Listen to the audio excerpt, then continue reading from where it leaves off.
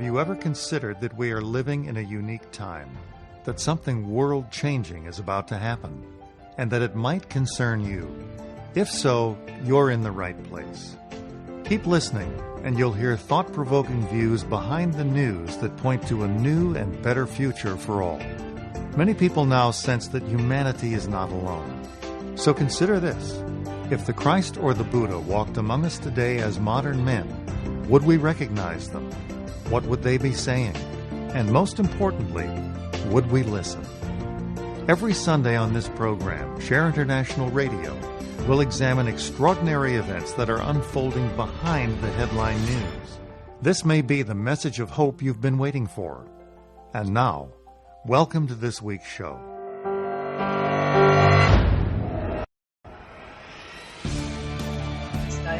Holland, broadcasting to you from beautiful and sunny today, Vancouver, Canada. My guest today is Thorsten Wiesmann in Germany, but let's get a little bit of housekeeping out of the way before I introduce you to him. You know, many of us, or many of you are, and we're very happy about this, listening to our show regularly, but many new guests are tuning in. So please bear with me while I fill in a little bit of background for our new listeners. Basically, Share on the Air Radio presents thought-provoking views behind the news and new and esoteric ideas for many people. We have some premises to our show. And the first is that humanity is not alone. We have help of an extraordinary kind at this time, specifically because Mother Earth is undergoing a very rapid transformation. And so we have help that has come at the request of humanity, help in the form of great teachers who are now present here to help, counsel, and guide us through this transition and into a new and better world that is more equitable, that is saner, that is based on justice and peace and sharing. And all of this, of course, based on trust as well. So the future is indeed bright. We have a series of teachers emerging now amongst us, who are known as the Masters of Wisdom. Masters because they are great scientists, great teachers who have gone ahead of us in the evolutionary journey and who we consider perfected. They have stayed behind the scenes of humanity, guiding from high mountain areas and deserts and other very inaccessible and remote places, guiding people in the outward world, usually telepathically, to bring about many of the advances that we have known all the way down history. Now, however, they have a cosmic plan and destiny by which they are revealing themselves. They are coming forward physically into the everyday world as part of their evolution toward greater levels of divinity. And at their head stands the Lord Maitreya. I'll spell that for you because you'll probably want to look it up. Maitreya. Now, Maitreya is the Buddhist name. The Buddhists did get his name right. He was foretold by the Prince Gautama, the previous Buddha, who said that in a time of iniquity would come a Buddha greater than himself to help guide us. So the Buddhists got the name right, but Maitreya is also the great world teacher expected under all the religions. So he is the Christ for the Christians, the Imam Mahdi for the Muslims, the Messiah for the Jews, Krishna in the Hindu tradition. But he is also here as a modern teacher, even for those who do not have any religious affiliation. He has come as a modern teacher for modern problems to help the modern world. And he is emerging gradually at this time. You can read the whole story on our website.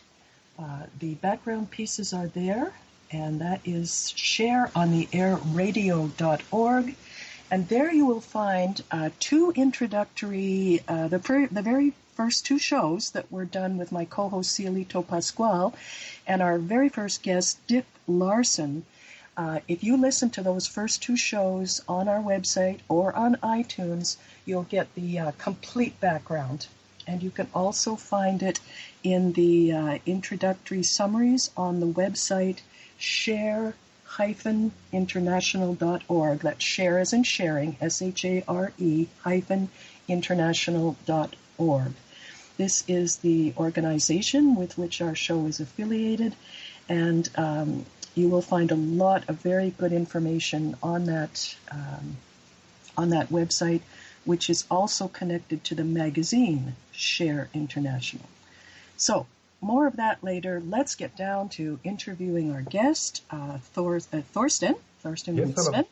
Hi, Thorsten. Let me give a little bit of background on you. Okay. Thorsten is a social activist in Germany and a trained Zen monk at the same time.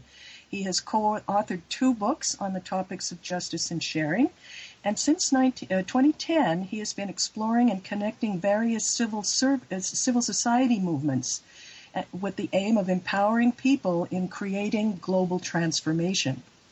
For the past 20 years as well, he has been studying and exploring life according to the ageless wisdom teachings, which we often refer to on our show, another thing you can check out.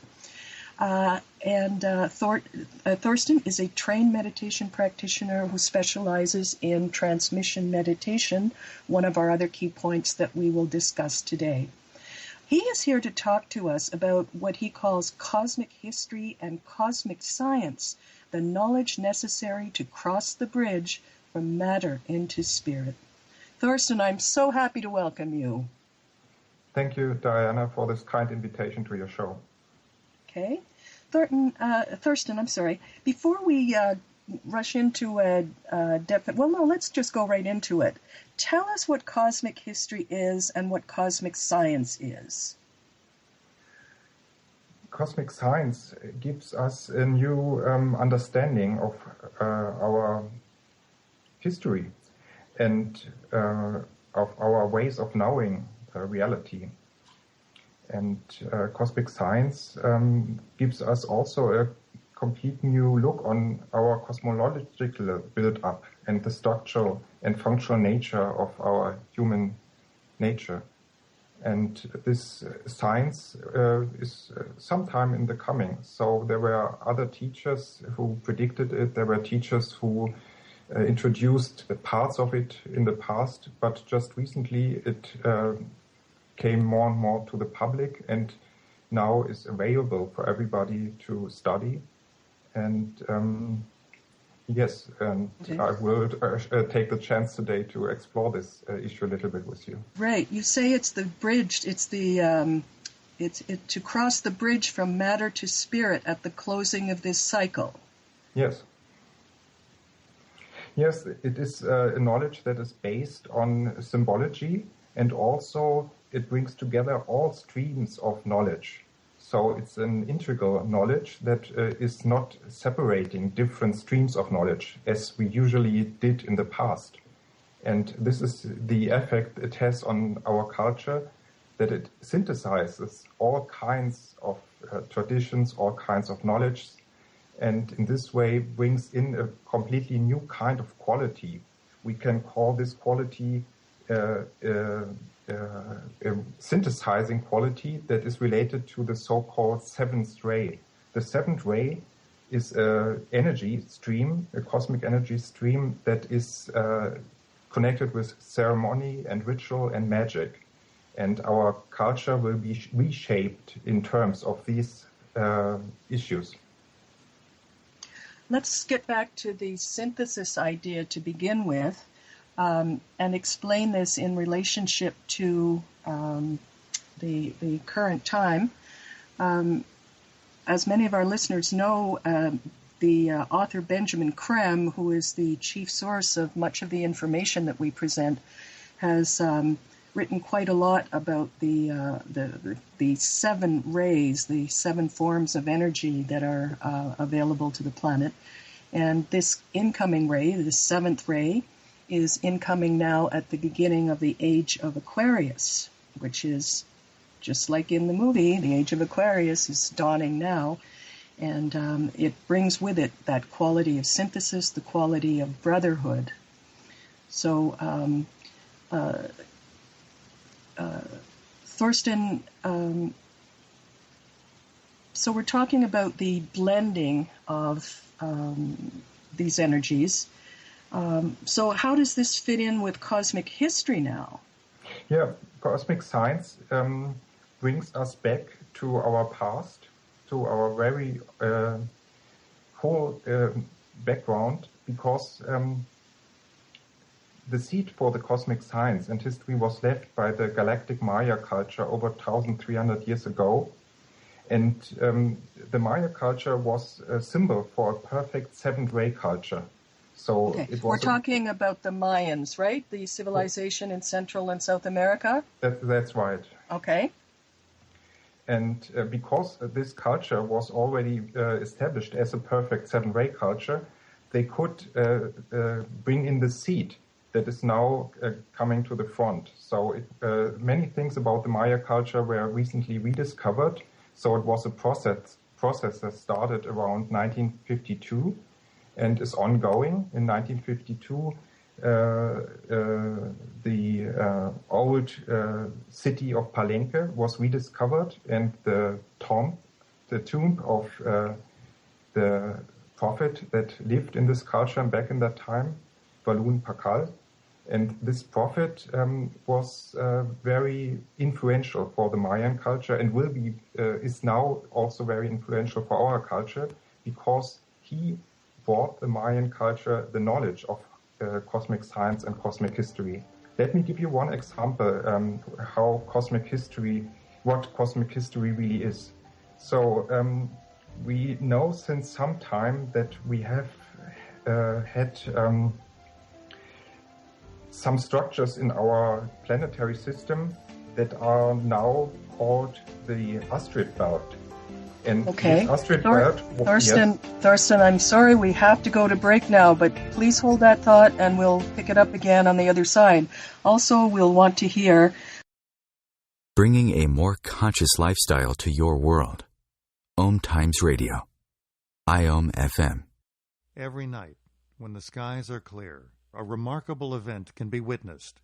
A UFO the size of 5 football fields is moving through the skies just like a star. It pulses, it blinks, it changes color. This spacecraft appeared before as the Star of Bethlehem. Find out what it all means. Visit shareontheairradio.org. That's shareontheairradio.org. Have you bought into the idea that you have to work hard for your money, that business is hard? I will share some dynamic access consciousness tools to get you out of your own way so you can create a business that actually succeeds. Join me, Simone Millisers, on The Joy of Business at 4 p.m. Mondays Eastern. Are you trying to get from point A to point B and need a little advice? Connect with the counselors at OMTimes Advisors. Whether you're looking for a life coach or a spiritual intuitive, the advisors participating at advisors.omtimes.com were carefully chosen based on their gifts, skills, and professionalism. OMTimes Advisors, connecting you with the best advisors in the business. Eros Evolution is where sexuality and spirituality meets. Join me, clinical sexologist Martha Tara Lee, on Eros Evolution on Thursdays, 4 p.m. Eastern on OMTimes Radio. The Real Conscious Connection. OMTimes Radio. IOM FM.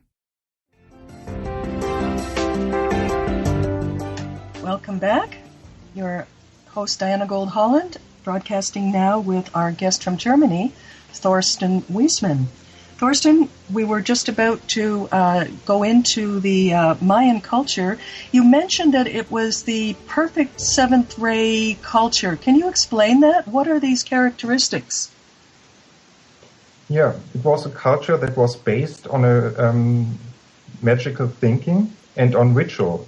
And everything in this culture, we can still see this in these ruins of these cities that are left over, was structured in geometries that were aligned to certain frequencies and certain cosmic influences.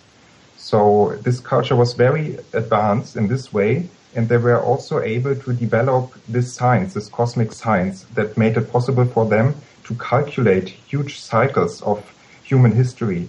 For example, they could predict that in our time now there will be a huge shift in consciousness. And this is usually known in the public as the so-called end of the Mayan calendar. But it's not that they predicted the end of the world, but they only predicted the end of a certain culture that was born 3,113 years ago. 3,113 years before Christ. This was the beginning of the Babylonian culture. And this cycle that was ongoing till 2012 is now coming to an end. And this was prophesied by the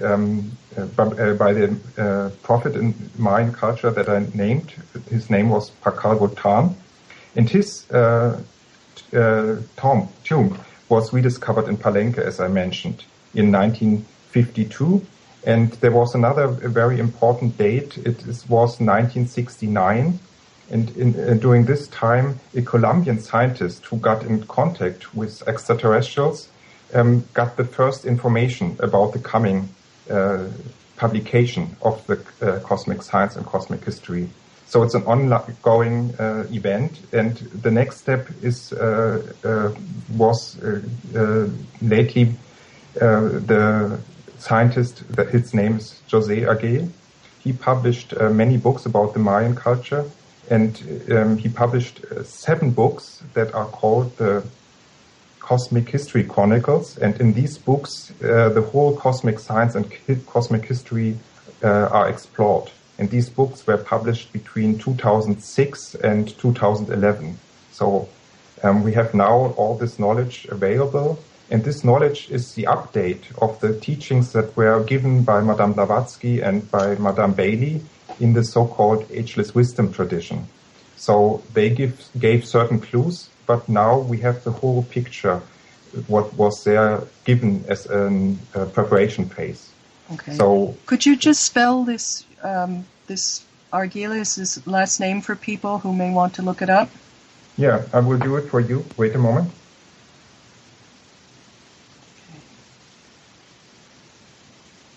And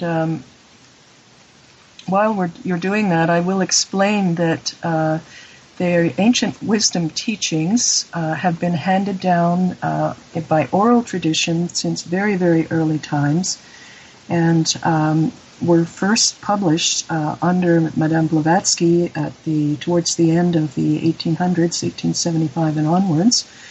She herself was a very interesting person who was able to go to, she was a Russian noblewoman, and she actually went to the Himalayas and studied with some of the Masters of Wisdom. As I told you, they have been mainly resident in fairly inaccessible places. So she went and studied after a fascinating encounter with one of her guides. She went and studied with some of these masters and brought out a series of books, formidable in nature, which describe a complete cosmogony and go into many, many very esoteric topics, and included are some themes, for example, having to do with sacred geometry and the nature of the various spheres and levels of reality, including information on the mind belt and things like that. So that was the first part of this information.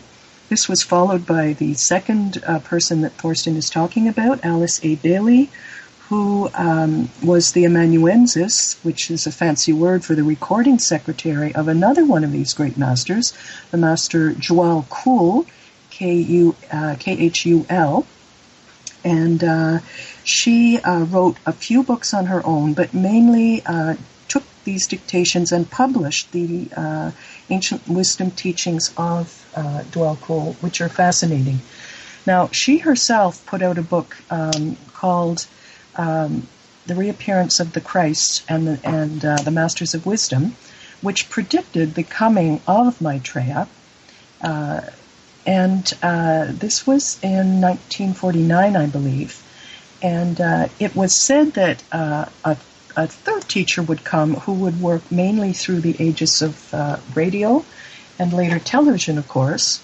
And that is none other than Benjamin Creme, the author of, the chief editor of Share International magazine and the source of our information. If you go to our website, www.share, S-H-A-R-E, shareontheairradio.org, you will find there 4 of Mr. Creme's books, the link to 4 books that you can download free of charge, and also the website share-international.org, which is has lots and lots of information about Mr. Creme and all of his books. So these are the great lineup of teachers on the ancient wisdom teaching, and I presume, Thorsten, that you found that name by now. Yeah. It's called, I will give you the Jose, it's J-O-S-E, and Agil is A-R-G-O-E-L-L-E-S. And he has in name as an initiate, and his name there is Balum Botan. And he gave us the Cosmic History Chronicles together with a partner. Her name is Stephanie House. And she's still alive. He died in 2011, just after finishing the last book of this series. Could I get his last name again? Agil. Jose A? Agil is the name. Could you spell it again? I didn't quite get that. Yes, I will spell it again. A-R-G-A E-L-L-E-S. E-L-L-E-S. Great, got it this time. Okay, so how does what he is talking about tie in with the ancient wisdom teachings and the what Blavatsky, Bailey, and Creme have been talking about?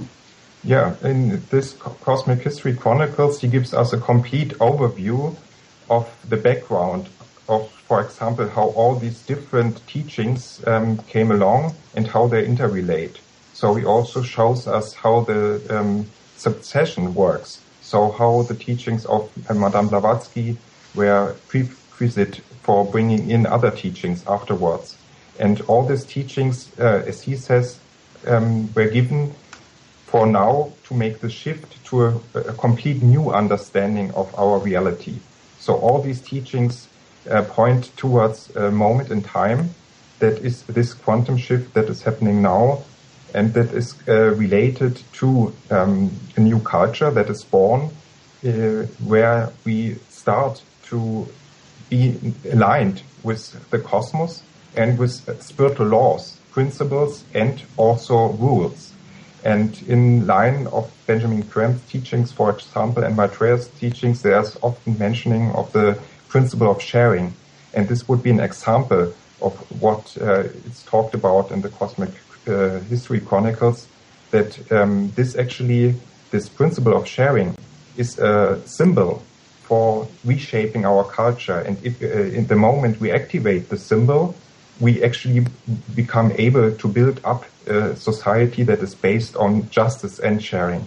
And what do you mean a symbol? How do we activate this. the symbol? Okay. Yes. So the last book in the series, Cosmic History Chronicles, explores the symbol in detail. The symbol is called the cube. And the symbol of the cube, as you might see, has 6 sides. And the inside, there's a 7th side. And this is the symbol for the 7th ray. And so the cube activates the 7th ray because it's the symbol for the 7th ray. What do you mean there's a 7th? What do you mean there's a 7th side inside? You mean like the flip side? No. In the middle is exactly when you go into the cube, you can see that you can draw a line there, and this would be then the 7th hidden side. And this hidden side is connected to this energy. So we have to explore the inside of the cube. And I will shortly explain how we explore this inside of the cube.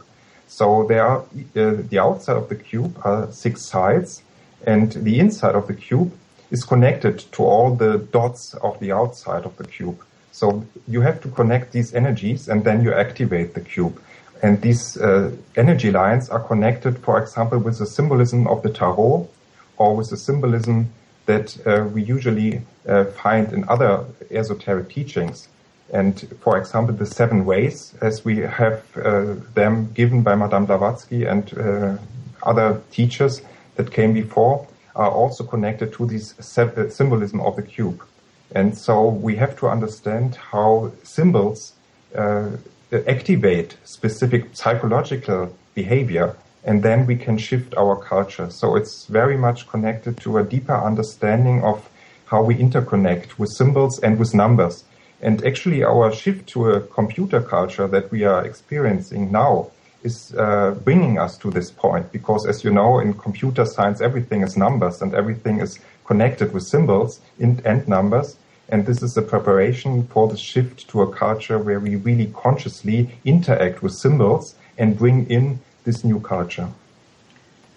Great. And so to bring that down to another level of practicality, how does it relate to, say, well, Facebook, for example, and all the connections happening there, or the Internet? Yeah, this is the so-called technosphere. In the Cosmic History Chronicles, we speak about the technosphere and the shift to the noosphere.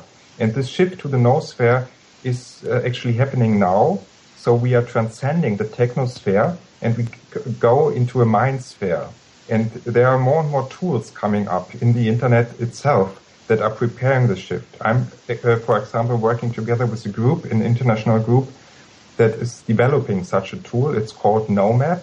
And this tool will make it much more easier for us to think in symbols and to activate this cube structure that makes it possible to think in terms of sharing, to think in terms of justice, and not only to think, but also to act in this way. Great, that's wonderful. The word noosphere is N-O-O-S, sphere. And we'll talk about that again when we come back on the other side of the break.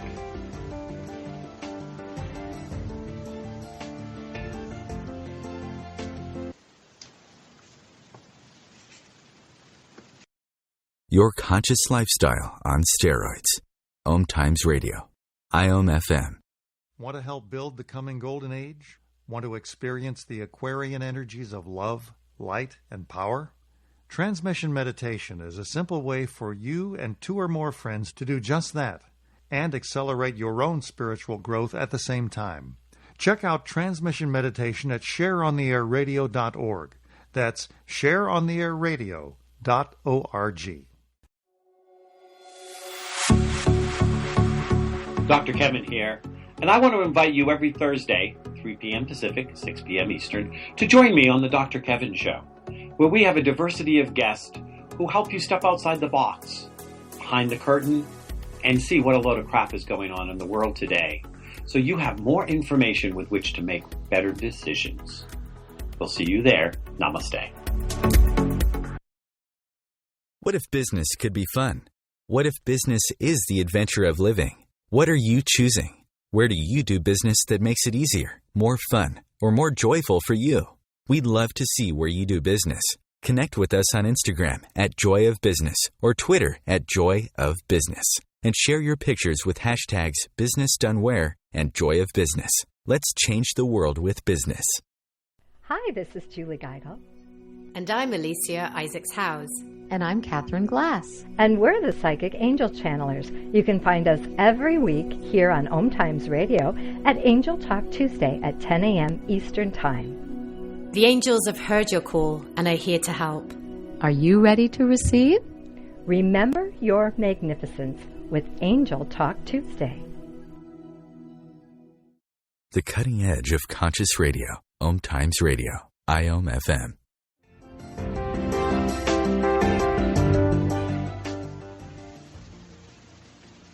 Welcome back. We're here with Thorsten Wiesmann, and we were just beginning to talk about the coming civilization and the role of abstract thinking. Just to explain a little bit for people, the noosphere was a term that was either introduced or made very popular by a philosopher back in the 50s called Teilhard de Chardin. And he talks of the noosphere, N-O-O sphere.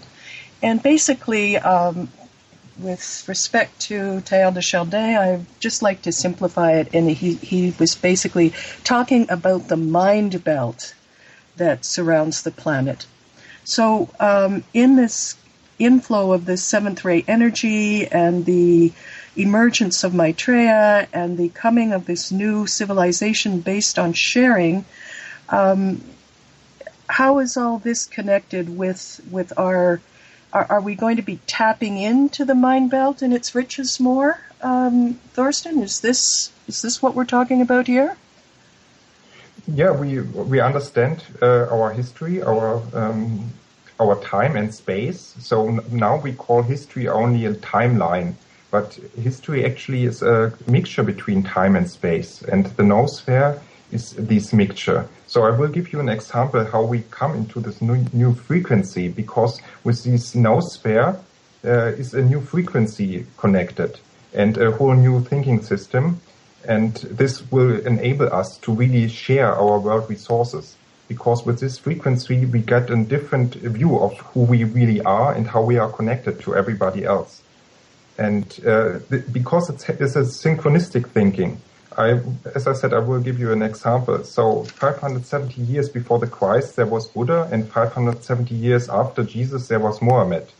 And when you see how this all together forms a specific scheme that is interconnected and is balancing and counterbalancing each point with each other point. So the teaching of Mohammed, for example, counterbalances the teachings of the Buddha. And the teachings that are incorporated in the teachings of Jesus are also incorporated in the Quran. So we begin to understand how all this is interrelated. And with this understanding, we shift the frequency of our thinking and of our being. And this shift is a shift that brings us much closer of who we are truly are. So we are a soul in incarnation. And the soul operates on a different frequency. And this frequency we can call 30-20. And we are now in a much more materialistic frequency that is related to the 1260 rhythm. And this shift of frequency gives us access to different understandings and of different realizations. And the Maya calendar and the Maya culture already knew this, and they predicted it, that this shift will happen in our perception at this time. And this is usually in popular culture known as the 2012 prophecy that was given in this culture back then. But in the popular culture, we have a very superficial view of all this. It's really a very elaborated prediction that they did there. So with these predictions, there is connected a whole science that is called the law of time. And this science works with frequency patterns and is a very scientific way of understanding how we are truly are as souls in incarnation and as people here on Earth interconnected with other galactic civilizations. Okay, we've got several topics here. Let me just ask you. You were talking about the counterbalance between the teachings and the time separation between these various teachers that you mentioned, who are also previous great representatives of divinity that have been called in by humanity. How does this tie in with Maitreya and the emergence of Maitreya and the Masters of Wisdom? Yeah, we can say this is a part of this shift in frequency, because Maitreya might be a symbol for some people for this shift in frequency, because he's an avatar that brings in energy that synthesizes many different frequencies, and so changes our understanding of who we are. So we have to understand on a scientific level, everything is frequency. You might have heard that before. And so the change in frequency that is brought about by an avatar or by the reappearance of a great teacher shifts our consciousness and brings in a completely different understanding of who we are and what we are actually doing here. And this is was prepared in Mayan culture. They had also two very important teachers back then, Quetzalcoatl and Pascal Botan. Pascal Botan, he lived in 631 AD, and he was located in Natchan, the House of the Serpent in Palenque. And this place was rediscovered in 1952. And in that time, the whole energy was released. And since then, we are coming closer and closer to these prophecies. And just recently, we passed the threshold. And now we are actually in this new time where we can much easier contact these new teachings and this new understanding. And for me, personally, it just happened recently, some years ago, that all this knowledge opened up for me, because it's on one hand, it's a very complex knowledge, because it brings in the seven ways that were introduced by Helena Blavatsky and also by Alice Bailey, but it gives it an update. So in the teachings of Blavatsky and Bailey, it was introduced, and now with the teachings that we got here from the Cosmic History Chronicles, we see how all these teachings are actually actualized and brought about, because each book of these 7 volumes of Cosmic History Chronicles is representative for the teaching of one way. And so when you study these different 7 parts, you can see how all these 7 ways are interrelating and shifting. And the more you go into it, the more you get in touch with these different energies, and you can see how they are reshaping actually now our society in every aspect. And this is the most fascinating thing. And maybe when we have time, I would like to give 2 examples. For example, how the number 4 and the number 7 are now reshaping our society. Okay, let's go into that. Yeah, just let's start with the 4. The 4 is a symbol for the snake. We all know the snake from the Bible and from nature, obviously, but most people don't know that this symbol is connected to a number. That's the number of 4. And when you meditate on numbers or on symbols, suddenly you shift your frequency, and whole new ways of understanding suddenly becomes available to you. And that's why it's so important to see how numbers are actually the highest form of knowledge, and they are knowledge itself. And each number holds a different frequency. And the number 4 is, for example, when you go to Buddhism, is represented there in the 4 Noble Truths. And in popular culture, you hear sometimes that the serpent represents revelation and regeneration and always also wisdom, a kind of wisdom. And so you get more and more in contact with this symbol of the serpent or with the 4 Noble Truths. And you can see then that the origins of understanding are not in what we usually call language, but actually in numbers. So we shift here to a language that is prepared in our computer culture. So a coded language that is connected with specific frequencies. And the number 4 is when you see it as a symbol, it's one side of the cube. And when you shift then from the 4 to the 7 is the whole cube, also the inside of the cube. So the cube has 6 outer sides and 1 inner side, and this inner side is the 7th energy. So, and when we activate this cube structure, we can come to a point where we suddenly have the keys for all mysteries of nature. This was predicted by Blavatsky and also by Bailey in their teachings. And they said that there are actually 7 mysteries of wisdom. And now the Cosmic History Chronicles and the Cosmic Science are giving us the keys to unlock these 7 mysteries that were already introduced. Okay, and so yeah. I just wanted to ask you, how do we activate the cube? Yeah, we have to meditate on the number 7. And the principle on meditating on the number 7 is to visualize the number. So when you visualize a number, you get in contact with the frequency of a number, and then you can access the wisdom that is encoded into this knowledge. So when we go back to Blavatsky and Bailey, they predicted in their books, The Secret Doctrine and a Treatise on Cosmic Fire, that there are actually 10 doors to all the mysteries of nature, and that we need a key that needs to be turned 7 times to open these doors to all these mysteries. And 5 of these mysteries are connected to our left brain, and 5 of these mysteries are connected to our right brain.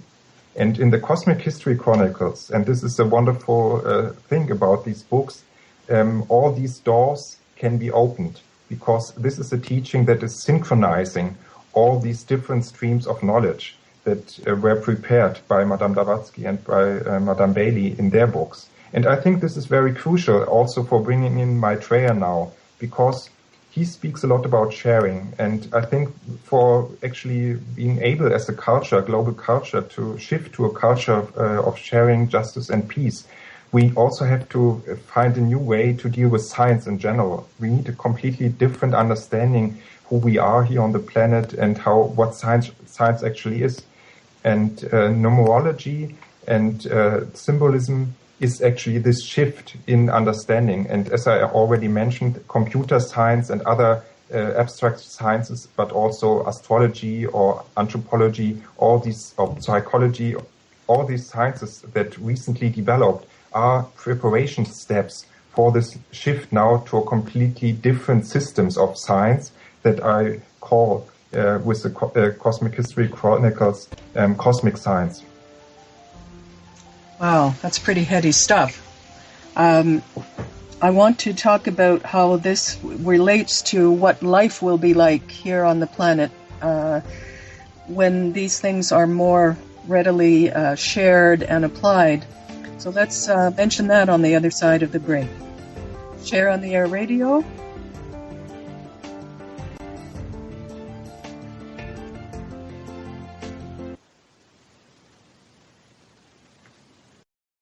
A conscious lifestyle for a mindful life. OMTimes Radio. IOM FM. Did you know that Share International Radio is more than just a podcast? If you're hungry for thought-provoking views behind the news, there may be a Share International event happening soon near you, providing a spiritual perspective you'll find nowhere else. To locate an event in your area, visit shareontheairradio.org. That's shareontheairradio.org. shareontheairradio.org. Join Vibe Nation radio host, international psychic medium Carrie Turcotte, as she guides her listeners to rediscover themselves by accessing the keys of knowledge that already exist within. Each week's show is divinely orchestrated to intertwine with the universal energies, allowing the listeners to go deeper within. At the end of each show, Carrie will tap into the energies of the listeners and give a message from Spirit about the upcoming week. If you really want to get to know who you truly are, join Carrie each Monday at 3 p.m. on Vibe Nation Radio. As difficult as it is to believe, there are places in Africa where human traffickers sell albino children and their body parts for use in magic rituals. Humanity Healing International is actively working in Uganda to change this paradigm. The Albino Rescue Project finds albino children who are at risk and places them in safe schools and environments where they can learn and grow free from fear. To learn more or to sponsor a child, visit humanityhealing.org. Humanity Healing is where your heart is.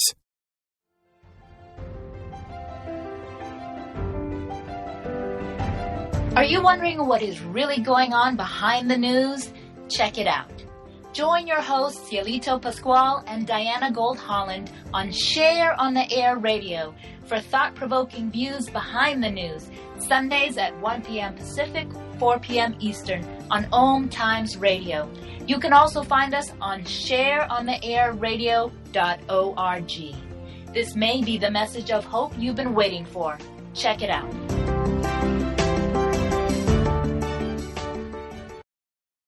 the best of the holistic, spiritual, and conscious world. OMTimes Radio. IOM FM.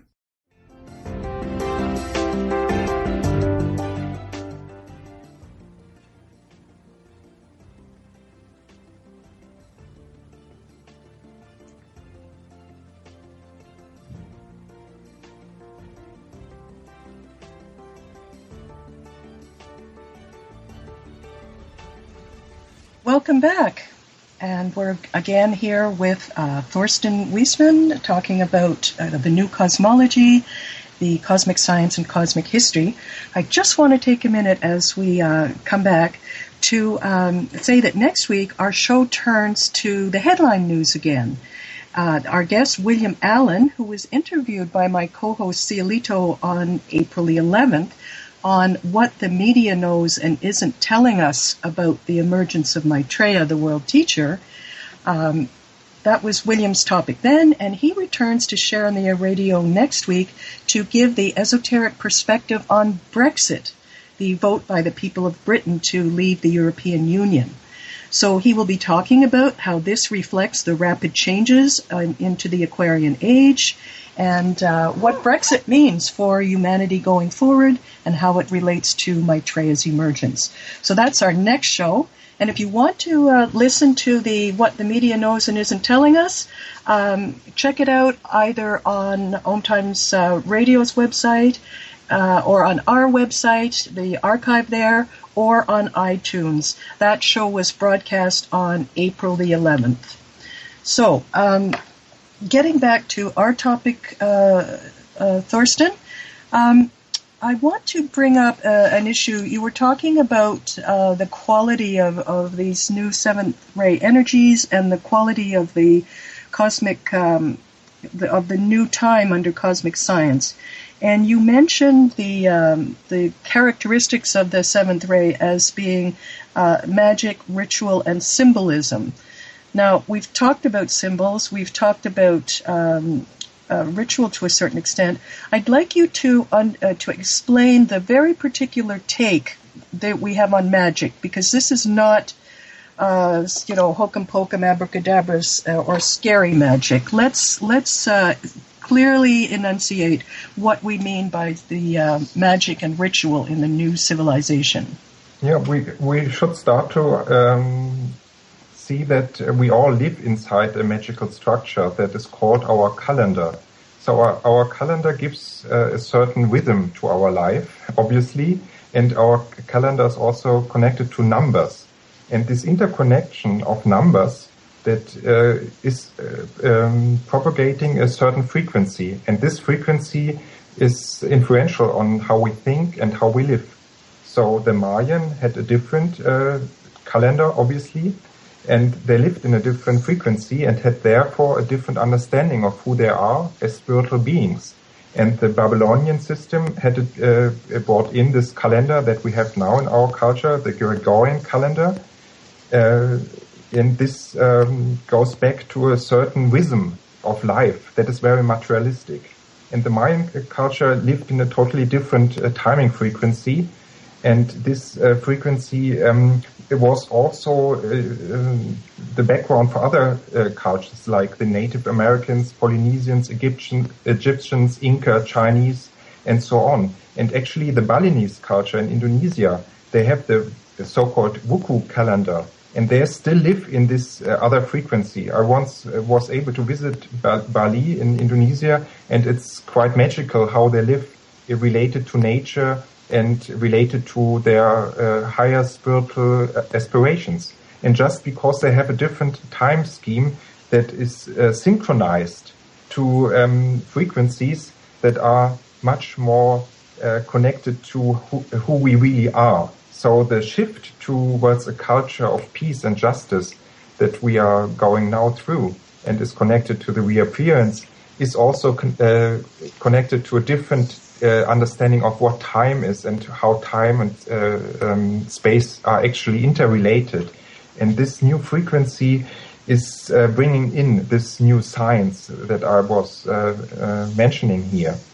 And this is a synchronistic understanding about time in general. So let me give you one example. I just started back then to tell you that 570 before Christ there was Buddha, and 570 years after Christ there was Mohammed.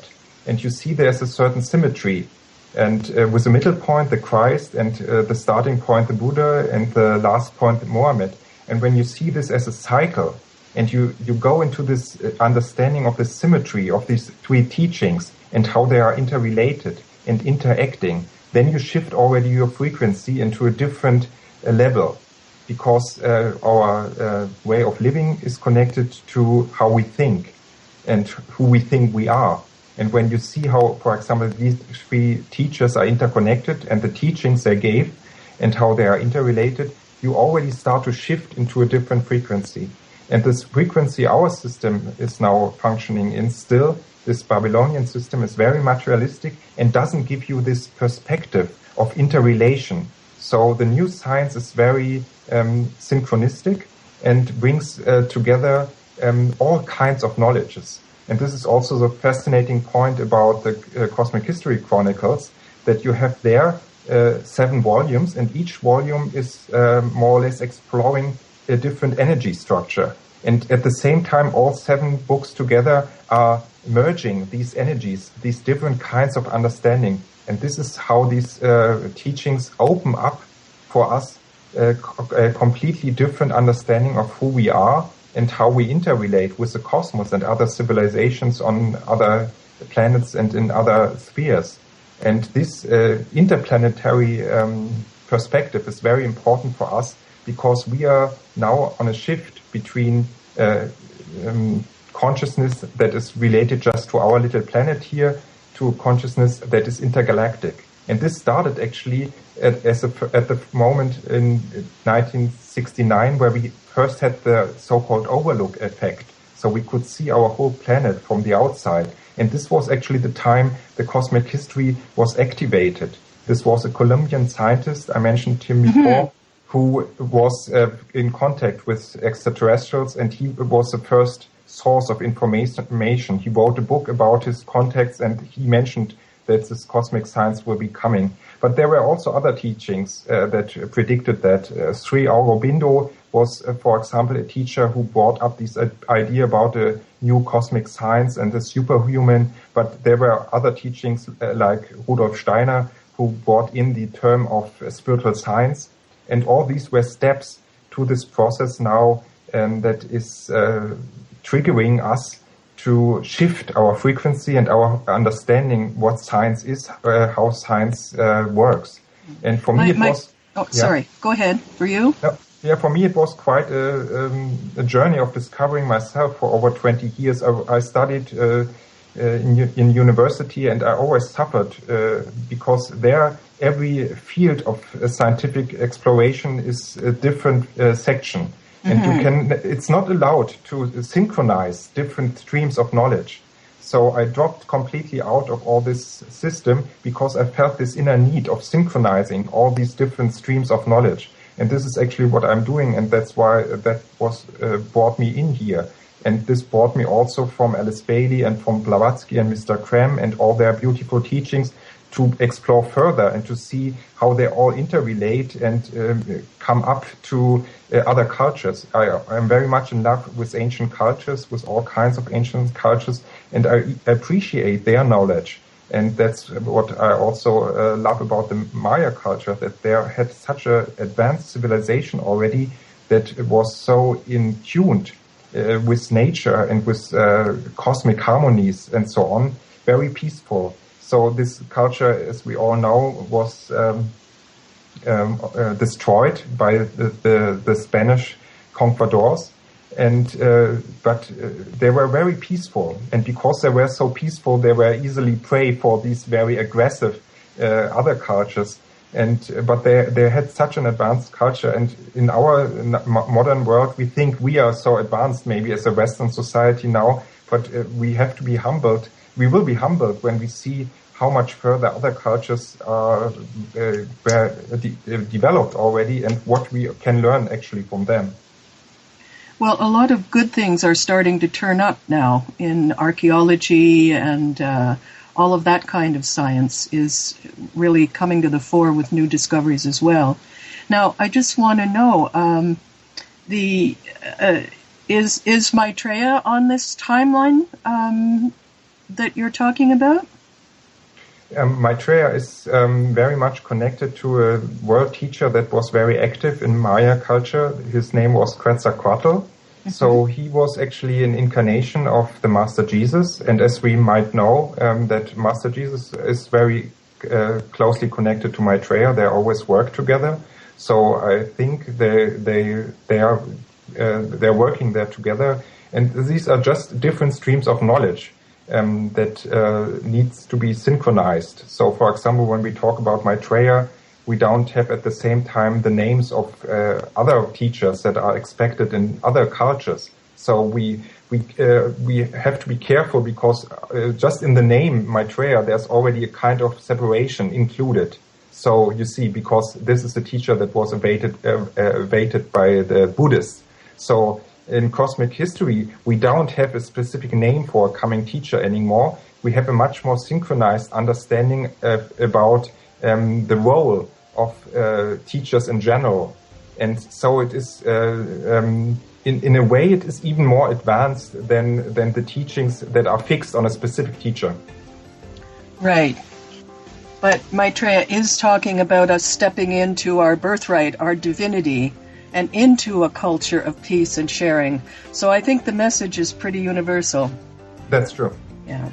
Thorsten, unfortunately, there is the music cue signaling the end of our show. I want to thank you again for being with us and direct people to finding out more in the sources I've given you. There are all kinds of goodies on our Facebook page. Thank you, Fred. Talk to you next week, or rather, Cielito will.